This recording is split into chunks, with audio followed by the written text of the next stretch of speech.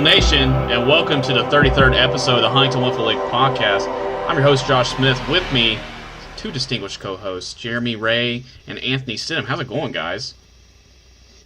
Doing all right. Can't complain too much. Living the dream over here, Josh. Living the dream. Awesome. My two A-plus wingman on this episode. No guests, which is, I believe, maybe a first for the HWL podcast. Well, we don't need any stinking guests because we've got a good show lined up for you. So, Halloween is upon us, and we're going to be doing something we've never done before. And as always, doing something new can be scary! Ah! We will be talking about Hallowiffle on this episode and a couple other segments we have lined up. And then we will kick off episode 34 with our extracurricular episodes talking about different leagues with different people from different leagues when we come back. Daylight come and we want to go.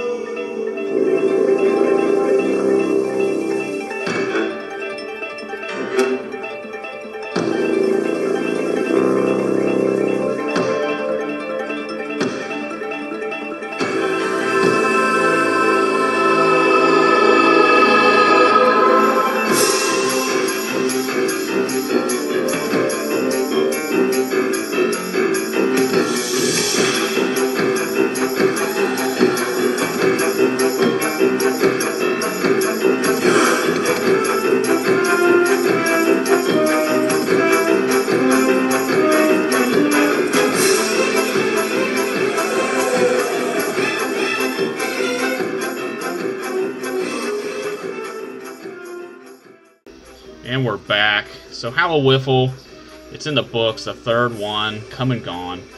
And as we already know, the Mothmen overtook Dinger City to win their second straight Hallowiffle title. And one of the Mothmen, Tyler Roush, won the Home Run Derby. Already, this begs the question, are the Mothmen the most formidable team ever to come along in the HWL? Jeremy, what is your thoughts on this? They came in a time where we were transitioning into slow pitch. As a slow pitch team, they are one of the best teams that you can always put together. Week in and week out, are they one of the best fast pitch? Like if you want to look at that format, I would probably put them along the lines of the 2014 Honey Badgers, where they can be beat, but they can also win a lot of games and shut people out. And so, I mean, they're a great team altogether. They're one of the most sound teams. And would I say they're the most formidable? In a way, yes. In a way, no. I always hold Breaking Balls as being one of the best teams ever out there, because Drew is still a really good pitcher in that format. Slow pitch, they're the best team ever to be created. I agree, man. I feel like they fall along the lines with the Rocket Boys when it comes to fast pitch. They are phenomenal. They're untested in fast pitch when it comes to HWL, because they've not really got to play as a team, as their team, when it comes to fast pitch. So they've not been tested.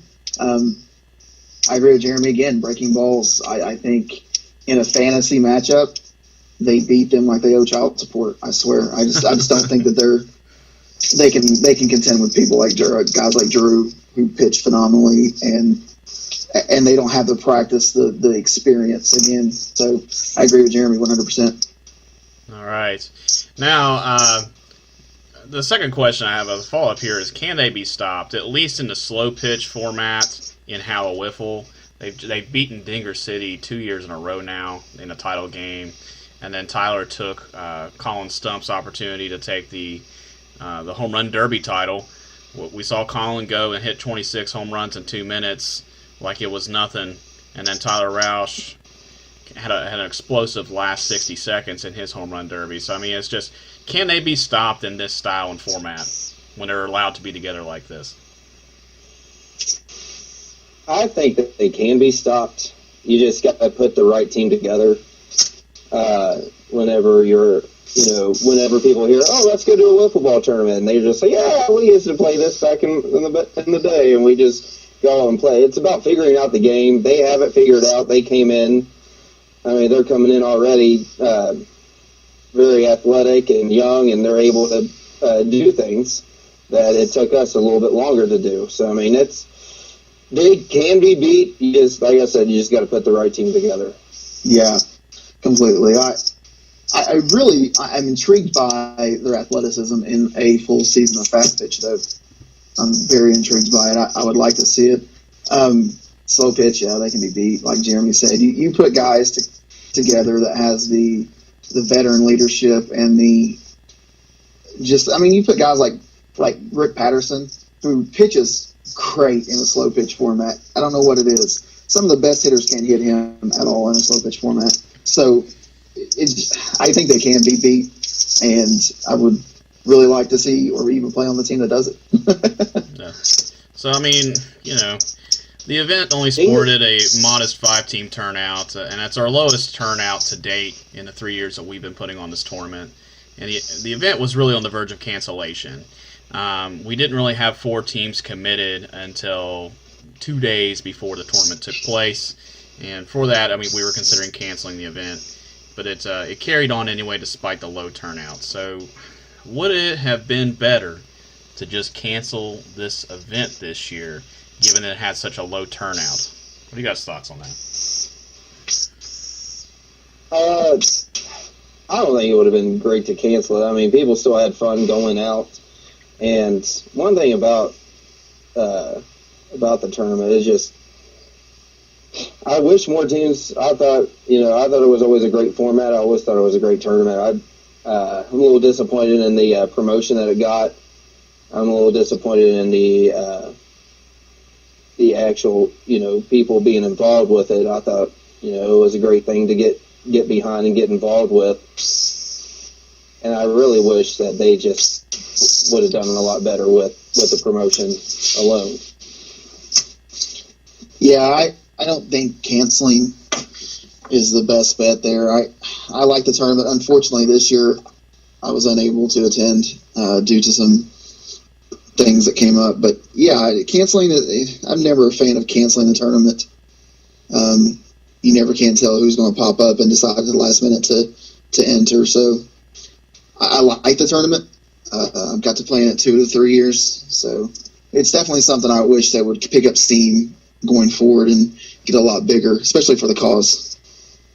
Yeah, so, I mean, the main question I have is, why was the turnout so low? I mean, our first year we had 12 teams with almost no advertisement whatsoever.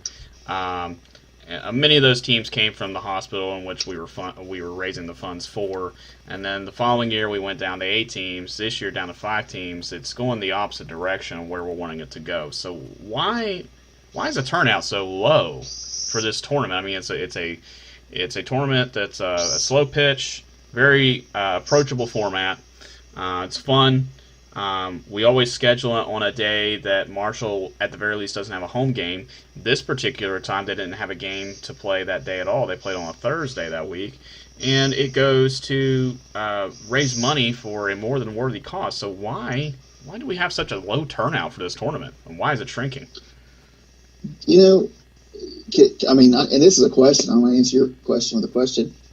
Could it go to us having a low turnout in the league this year? I don't know.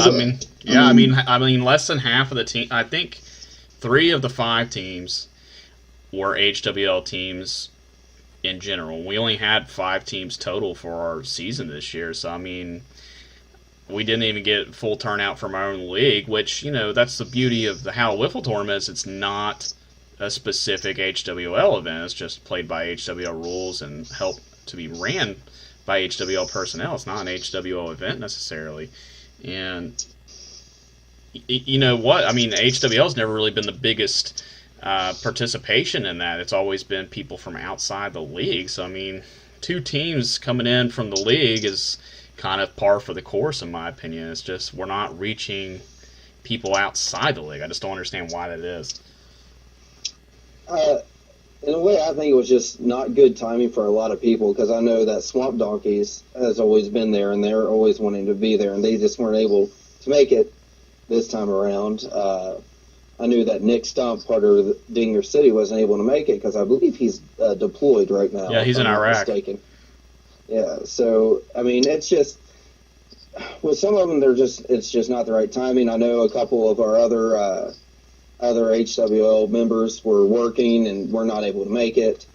I mean, to me, I think there's a positive out of everyone being there because it is showing that more people like old members are starting to show up. They're getting interested in it now that weren't really buying into it. So I think there is some shining light to this. I just think that no one. It's one of those events where everyone wants to be there, but they had something going on and were not able to make it. Right. So we've went from 12 to 8 to now 5 teams in 3 years. And nothing's changed as far as format or anything like that. We've been doing the same thing in the same month, raising money for the same thing all this time. Should this year be taken as a sign to throw in the towel in this event, or to at least really change up what we're going to do? Because, obviously, whatever it is we're doing is not working. Is this an indication that we need to throw in the towel in this event? Maybe. Yeah, I agree. I mean, or at least explore a bigger, maybe even a more extravagant tournament. I don't know. It's hard to fail or to decline every year instead of, improve. It's very discouraging, but it's such a good cause and it's such a fun time. It's hard to say. Let's throw in the towel. Yeah. But if we do decide to change some things up, what could be done differently to bring in new teams? Because having the costume contest has never been a big draw. We only had 3 people dress up this year. We've never really had more than a handful of people the year before that and the year before that dress up for the tournament. So, I mean, is sticking with a Halloween theme the way to go? Do we switch causes? Maybe pick a more, I hate to say the word generic, but just generic and more recognized cause to raise money for, to give the recognition and association for people so they know what the charity is that they're playing for. I mean, it's just what could be done overall differently to bring in new teams. All I know is year 1 there was Stewart's hot dogs for free, and I was there for that. So I'd say that jokingly, but food vendors, yeah, raffles. I mean, we had the community donate things, different businesses. There's a couple different things, but at that same time, you never know if that's even going to work. I mean, any tournament you host, unless it's something known like London or something like that, it's a crapshoot. Really, you don't know. Yeah. Me personally, I just think it's the promotion altogether. Like, whenever you go in something half-hearted, I mean, it's not going to do well.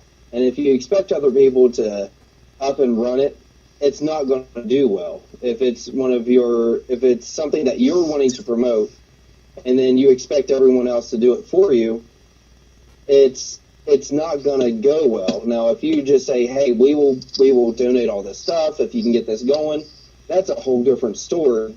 But I mean, if you're going to be involved with it, be involved with it. Don't just go into it and just say, hey, it's okay. I'll just focus on something else. Yeah.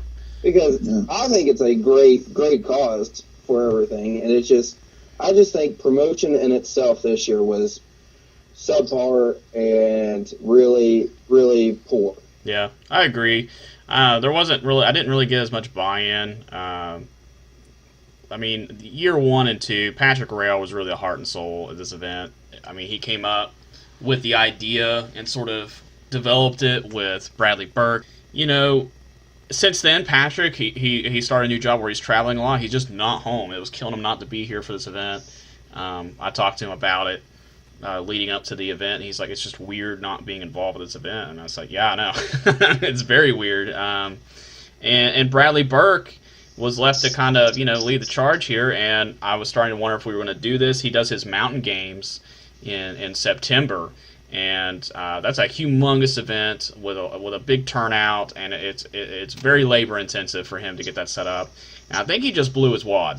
Because honestly, we not to be too graphic, I'm just being honest. Pardon the colloquial saying, but it's just like, we didn't really start playing in this tournament until 3-4 weeks before D-Day, and that's just not the way you can handle it. If we didn't plan our season except for 3-4 weeks out ahead, it'd be a disaster. There's just no way around that. If you plan to learn, you must learn to plan. And every year for Hallowiffle, we've never been able to get the train on the track more than a month ahead of time. And it's an event that we don't have a direct association with that charity, and if the people that we're working with that do have that association cannot get the ball rolling on the planning of such an event more than a month ahead of time, maybe it's time to switch gears and move to a different cause, or entirely, or maybe just a complete identity change for our fall tournament. So I think the timing of that tournament is a great timing, because it's really the last chance you're going to get to play any wiffle ball until the spring again, and that itch that you just can't scratch through the winter, it seems to last forever until spring training comes around. So, and for those of us who were there, it was perfect weather, 75, 80 degrees, partly cloudy skies, variable wind. It was perfect wiffle ball weather, and you really couldn't have asked for a better cooperation from Mother Nature, and we just did not have the turnout to justify such a cooperative atmosphere. So it really was disappointing for this tournament to continually circle the drain, both for reasons that we're not advertising enough, and we're just not we're reaching out, but no one's reaching back. So maybe it's time to do something differently entirely. My final question about this is, we played fall ball in 2013. It was a smashing success. 2014 is arguably our best season ever, and a lot of people attribute that to the bonus wiffle ball we were playing, where a lot of those teams that would play in 2014 got their feet wet in the format in 2013. Likewise, I know this wasn't fall ball, but this is kind of a measuring stick for next year, according to some. Is this a canary in the coal mine for next season? I really don't think it's canary in the coal. I mean, we got to do something to change something, obviously. But it's very hard to try to decide, because I've been around since 2014, and it's every year it seems like it has declined since 2014. And I don't know if it was just like a fluke year where it was just astronomical and we expect the exact same results every time. Or, I really don't have a solid answer to figure this out. It's a problem that we need to fix. And I say we at least try one more year and see what happens. Yeah, I don't think it's an outlook on how our season in HWL is going to come up to in this upcoming season at all. Like Jeremy said, there was people who had things come up, and I know there's been a decline every year, but that happens. For all we know, this upcoming season, HWL will have the biggest season we've ever had. We don't know that. We're not going to. I know we're committee members here, but it's just something we need to figure out as a committee, that what we can do to draw the guys in, and maybe the more interest we get in HWL, I think will work for Hallowiffle as well. So I think it starts with us. It starts with us putting the want to play wiffle ball in the people in our league and the community too. Yeah, I hope you're right. I think that maybe the failure of this particular Hallowiffle tournament was more on the organization and advertising effort, or lack thereof, from the people organizing and running that tournament. Unfortunately, I had to run it by myself. I did have help from Jeremy and Greg Sowards, fortunately, to get it done. It ran pretty smooth, but when the people that that benefit from the tournament itself kind of pull out in interest, that kind of tells you everything you need to know. So, until further notice, I would pretty much consider Hallowiffle on an indefinite hiatus.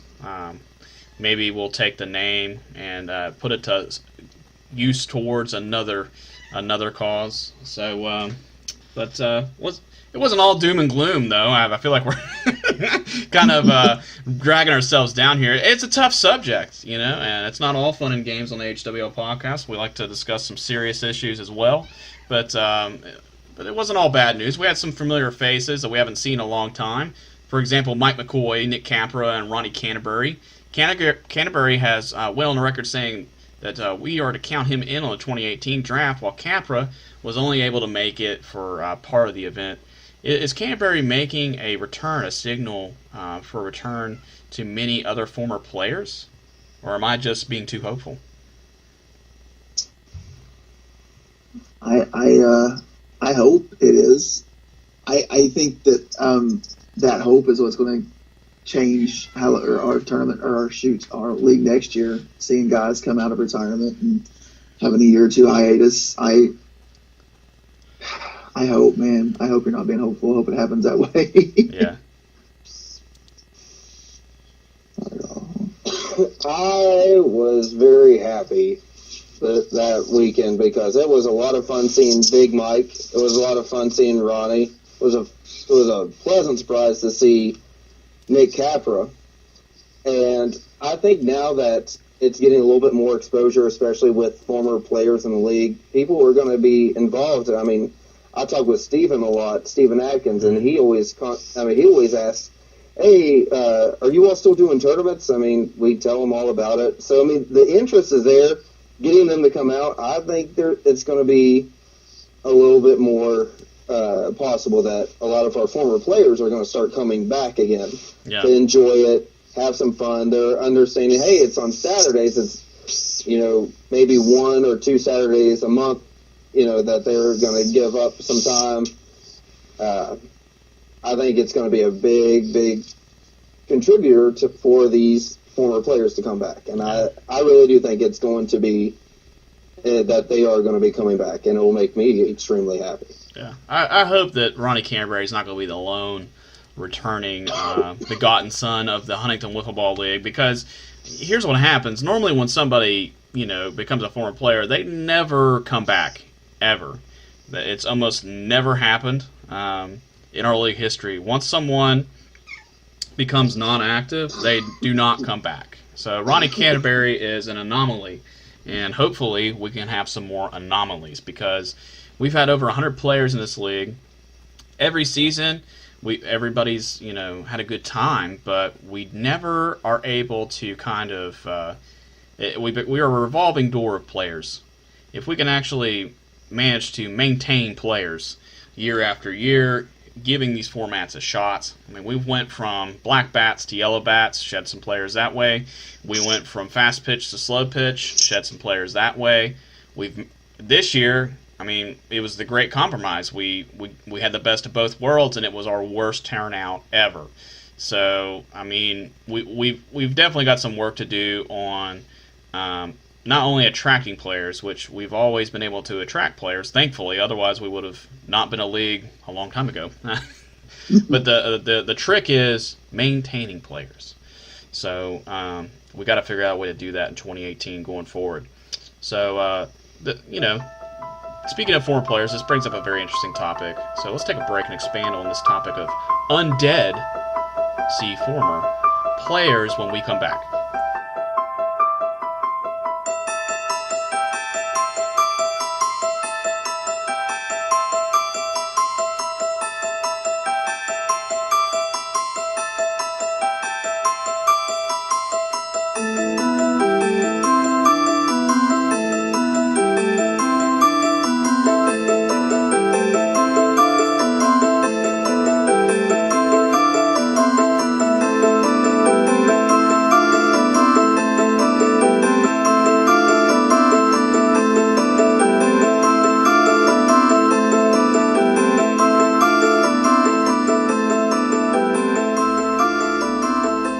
And we're back. Now, before we get into the undead teams that we're about to create. I want to give Anthony the floor here to plug another fall tournament that's coming up in the tri-state area. Take it away, Anthony. All right. Appreciate it, Josh. Saturday, November 4th, my softball team, we travel a little bit. We go to Huntington, Ashland, Ironton, Portsmouth. We go a little bit everywhere and play softball. We're going to be doing a wiffle ball tournament. Like I said, Saturday the 4th. It is at Wendell Banks Park in Ashland. It's called Southside Park. We'll be doing fast and slow format. The tournament itself is called the Brox. My son's name is Broxton. My softball team is the Brox Bombers. So, please. So it's like I said, we'll have fast and slow format for tournaments. Blind draw once I get everybody involved, and then you'll have a blind draw, and then we'll do a double elimination tournament from there. You can play in both the fast and slow format. It's $15 a person per tournament as well. We'll have food, split the pot raffle, and the money will go to raise the money for the softball team, but also proceeds will go to a family who recently had a tragedy in the community I live in here in Ironton. So portions of the proceeds raised will go to that family for whatever they need. So it's gearing up to be a good time. I'd like to see a lot of Huntington teams come out. I know that Jeremy Ray, Bryce Clark, and some guys have a team coming. And I've already started talking mass crap about how they're going to dominate. So look out. Ashland, here comes some Huntington Wiffle Ball teams. I like it. Yeah, and let me throw something out there real quick. I know that in the Hallowiffle tournament, guys like the huge fence, the backstop for the championship tournament. The fence for all tournaments in my league will be 12 feet. I like it. I like it a lot. If you're gonna hit dingers, hit. If you're gonna hit bombs, hit big ones. That's what I always say. That's what she says too. That's right. odd. Yeah. Yeah. I hate it even for myself when I hit a ball and it barely squeaks over the fence. I'm like, do I even celebrate that? That was just stupid. Yeah, it's just like. But you do. Like we all do. Oh yeah. Anytime I don't have to run. Yeah. Anytime I don't have to run afterward, it deserves. I deserve a little tip of the hat to myself. All right, so back to our Halloween motif here. So sadly, we have had enough players to exit our dimension of active playing, and I love horror movies, so I can't help but just see the zombie effect in that, which is a hallmark of the horror movie genre. So let's discuss some of our favorite former players in a segment that I'm calling Undeaded Team. Each one of us will get 5 players that are no longer active in the league, and we will build our very own zombie team. I will go first. My picks are Justin Fairman. I mean, he already basically only has one arm anyway. He only uses one when he swings, and it's much larger than the other one, so, I mean, probably for most of his life he's only been using one arm or one hand. Hey-o! Next, Mikey Saxton, the boy wonder himself. He was grandfathered into our league as the only underage player along with Zach Daniels, and as soon as he turned 18, he no longer had any interest in playing in the league, hilariously enough. Up next, my third pick, Stephanie Sadler, arguably not only one of the best, if not the best, female player we've ever had in our league, but honestly, a true competitor, an interesting player to watch, and one of my favorite players to play with and against, a solid player. Stephen Atkins, who is actually, I believe, her nephew. Awesome pitcher, awesome batter, home run derby winner in 2014, all-star player, clutch hitter in the 2014 HWL tournament for the Blue Jays, and all-around interesting person. And then, of course, James Clagg, the original unicorn. 3-time HWL award winner. No one's ever won more awards in a single season in our league than him. South hitter of the year. And an overall legend. He needs no explanation as to why he's on this team. Jeremy, who do you have on your team here? Well, I'm going with the original starter of Sit on My Base, the boss man, Kevin Chatton. who was always a solid player all the way around and always kept our spirits up whenever things were not going well on our team. He always was a very positive person, and he was a good hitter, and he fielded well. So I mean, he was the heart and soul of our team. I miss him. The second unicorn, Drew McClanahan. I mean, we've talked enough about him, and Anthony has pretty much sucked him off quite a few times. Rick Patterson. Hear that, Patrick? That wasn't me. That wasn't me, Patrick. I got Rick Patterson as my next one because without him, we would not have won. The cinema base would be a 3-time runner-up, and he was a very clutch hitter for us, winning one of the tournaments, and he's one of the most dangerous hitters that is out there, and one of the dangerous slow pitch pitchers. One of the only ones to ever throw a perfect game in slow pitch. Actually, the only one to do it. No one's thrown a perfect game otherwise. I mean, it's unheard of. Then the next two are going to be a lot of fun. I got Brad Dorn Washburn of being one of the undead teams. The life of the party of the original Sit on My Base team would be smoking a cigarette and drinking a beer at the same time while still playing wiffle ball. And being intoxicated every single week. He was on the verge of AA. I mean, he was right there. He was one of the best players. But the problem was that as he got more drunk, he played better. Yeah. My greatest regret is not having him on this podcast. It's a perfect fit. He probably could host this thing. Oh, he is a phenomenal person, and I mean, he was a very clutch home run hitter our first year. And arguably one of our best fielders. What is it? One of our best fielders I've ever seen, too. Yeah. I don't know if he was diving for the balls or just falling down and happened to catch them. I'll go with both. Both will work, because he was a great person. I love Brad. And then my fifth person being Josh Berlatich. Oh, we're going to go there. The bucket kicker himself being on this undead team. Yeah. Who he was an interesting character, that's all I have to say. Yeah. Yeah, that whole thing. Oh, where to even begin? Anthony, do you want to chime in here or you want to sit this out, bud?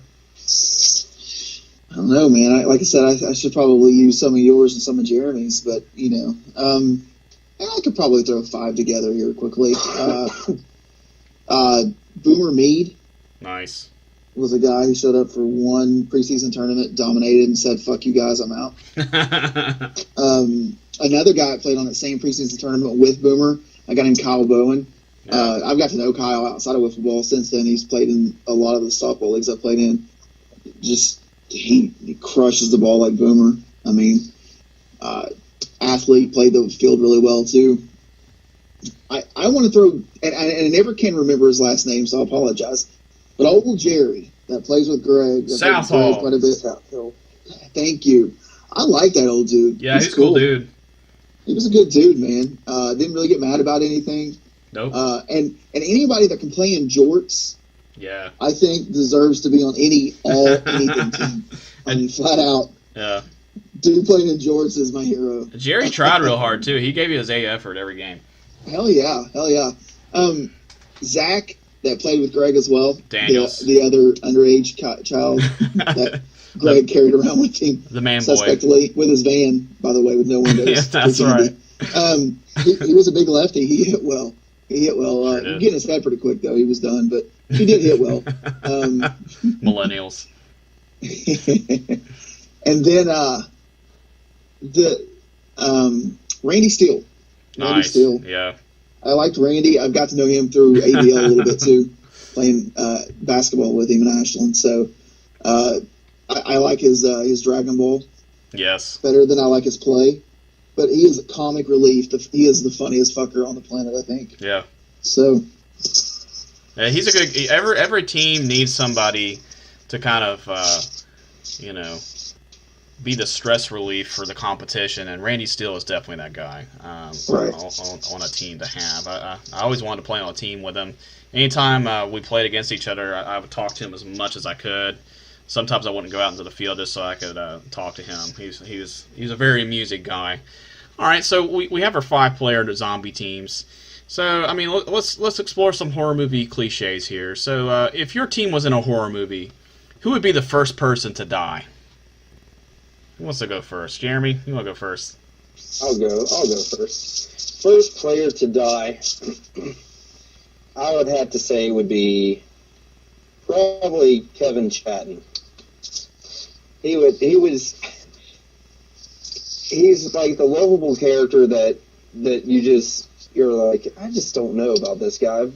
That he would be the first one to die on my list. Anthony, you want to go? Randy. Randy. I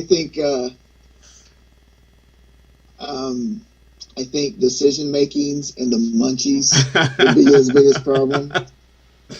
Oh man, I'm gonna go with Justin Fairman on mine because typically these cliches extend from a slasher movie, and I can just see Jason cutting off his right arm and him having a perfectly fine left arm to fight back with and just be like defenseless. All right, so moving on to the next one. Every slasher movie has teenagers in it. Every teenager movie has a virgin in it. Who is the virgin of your group? Zach. Are we going back to me? Well, I've already said mine. So. Yeah, Zach, obviously. I feel like it's Zach. Yeah, who you got, Jeremy? I'm going with Drew McClanahan. Oh, man. I'm going with Mikey Saxton. It's funny because it's true.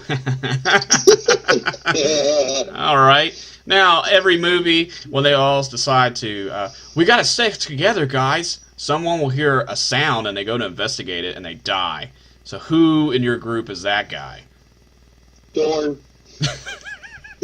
Brad Washburn. Oh, man. Probably hear something going on a beer run. All right. So I'm going to go with Steven Atkins. Because he thinks he's this big tough guy, so I could just see him getting pulled. I got this, guys. Yeah, hearing a rustling bush, like, I got this. Mine's Kyle Bowen. Kyle Bowen is the headstrong, I can do it, fuck off, I don't need you type of person. So I could see him, definitely getting fucked up. All right. Now, every horror movie has someone who lives to tell the tale at the end of the movie. Mine is Stephanie Sadler because I'm more in the line of The Hills Have Eyes. And the person you may not expect to make it to the end makes it to the end. Someone who could dig down deep to survive. And my pick is Stephanie. Who do you guys have? It's getting tough. I was waiting for him to say, but I'll go. I'm picking Rick Patterson as my clutch person to make it all the way through. Good choice. I'm gonna go with Jerry. I go back to the George thing, man. He's still making George cool, so that motherfucker's living forever. You know, I'm going to critique Jeremy's pick here. There's no way Rick lasts to the end. He dies on the shitter. Like Jurassic Park style. No, wait, Josh, Yeah. I have to point out my first year in the league. Yes, go ahead. I was pitching against you, and it's on video. Play of the week. Part of the play of the week. It was play of the week. You pause the game. You prop the bat up against the strike zone so you can go take a shit. Yeah. You have to understand. It was an this is emergency. Like my second game in the league. They're like, that's the guy that runs the league. And I was like, well, listen, you know people in high places. That's right. If you ever want to know if I abuse my power, it's to pause a game to go take a shit. That was when that was the height of my abuse of power right there. But Rick was in the same position at some point that year, so we got very close and we referred to each other as the Splash Brothers for the rest of the season. So, but there's no way Rick makes it to the end. I'm sorry, he dies on the toilet. Does. He dies pooping in the woods, and the killer gets him. On my list, anyway. But I respect it. All right, so that leaves us one more. If you've ever seen the movie Scream, one of the party is the killer. Who is the killer in your group? Oh, Josh Berlitich, are you kidding me? He's left so many buckets in his no wake. question in this Yeah. one. Solid pick. And Everyone that knows who he is agrees with me on this. Yeah. I can't disagree. I can't. I've got James Clegg, just because, you think you know the guy, and it's all fun and games, but every once in a while he would do something that kind of surprised you, so I could just see him just taking off his mask and go, "Surprise, motherfucker," and then boom. Who you got, Anthony? Yeah, Boomer totally. Boomer is he's kind of a silent assassin. He doesn't, he walks on fields and courts, and you're like, oh, okay, he's probably average, and then he just dominates the game. So in every aspect. So surprise! I not only killed you on the court and on the field, I'm also sticking a knife in your thorax. So yeah. Nice. All right, well, that was a lot of fun, guys. So we're going to take a break, and then we're going to wrap this episode up. It's been a lot of fun. We will be right back after this break.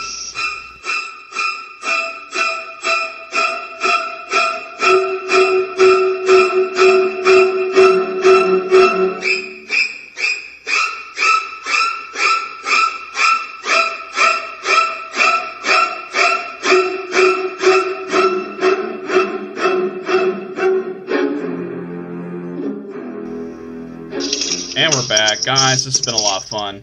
And, it's been kind of a hypercritical episode.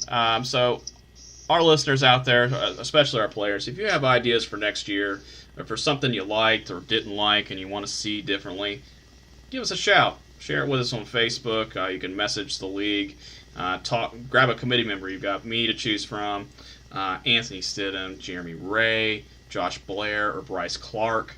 Or get with a league vet and kind of bend some people's ears. We're interested in hearing ideas from people. This is kind of a collaborative thing we do here. So we definitely got to shake things up for next year. And if you've got an idea, we'd love to hear it. But on our next episode, we will kick off our 6th episode off-season non-league series, beginning with episode 34, when we talk to Sam Beeson and possibly Mark Maynard, who run the Amy for Africa tournament in Asheville, Kentucky. They've been doing it around 5 years, I think. It's a great cause and a well-run little event that has grown a lot in its short run.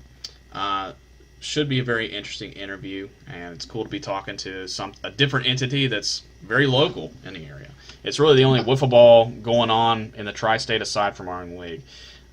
Next on episode 35, we'll be talking to the commissioner of the Greater Cincinnati Wiffle Ball League, and it's our closest wiffle ball neighbors. That commissioner's name is Jim Bryant.